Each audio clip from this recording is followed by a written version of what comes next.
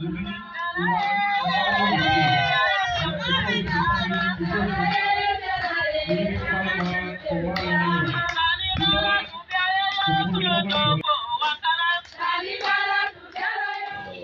faut dire que c'est un grand jour pour nous, l'administration, les apprenants, bref, tout le personnel de l'État de Marcoussis.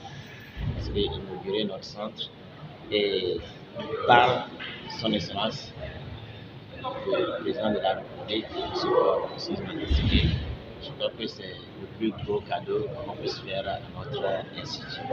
C'est un sentiment de satisfaction qui nous anime. Nous, personnellement, en tant que directeur général, tous les apprenants et le personnel de l'État de l'élevage de Marcoussis, un sentiment de satisfaction. Il y a trois principaux objectifs qui sont assignés à notre institut, l'IFA de l'élevage de Marcoussis. Premièrement, il est question de former les jeunes et les adultes dans le domaine de l'élevage et de la transformation laitière. Deuxièmement, il est question pour nous d'accompagner la mise en place de la filière laitière au Togo. Et en troisième position, il est question aussi d'accompagner le développement de l'élevage en général dans la région des savanes et voire plus tard dans tout le pays. Les apprenants qui viennent ici pour les offres de formation déjà disponibles,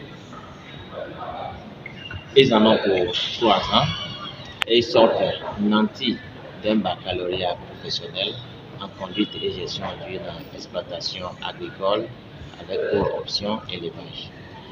Avec un tel bac pro, ils ont toutes les portes qui leur sont ouvertes pour entrer dans le monde du travail. Avec ce bac pro, ils sont tout de suite opérationnels sur le terrain. Ils sont prêts à créer leur propre entreprise, à les gérer et à les conduire dans de bonnes conditions avec des techniques modernes d'élevage et de la transformation. Mais principalement, c'est la filière bovine. Il est question de développer cette filière-là, notamment en introduisant des races améliorées afin de pouvoir contribuer au développement de la filière laitière. Vous savez, les vaches que nous avons actuellement sont de deux types. Nous avons les bongos et les boudari, dont la production laitière par vache est infime, 1 à 2 litres par vache. Mais il est question d'améliorer cela, d'améliorer la génétique de ces animaux pour avoir des races laitières, notamment avec l'insémination artificielle, en introduisant l'insémination artificielle. Et avec cette technique, cette pratique, nos vaches pourront produire 10 à 15 litres par jour au lieu de 1 à 2 litres par jour. Actuellement, nous ne sommes pas capables, avec les vaches que nous avons, de collecter les 1000 litres. Alors, nous mettons à contribution les éleveurs voisins auprès de qui nous collectons le lait. Et nous collectons le lait.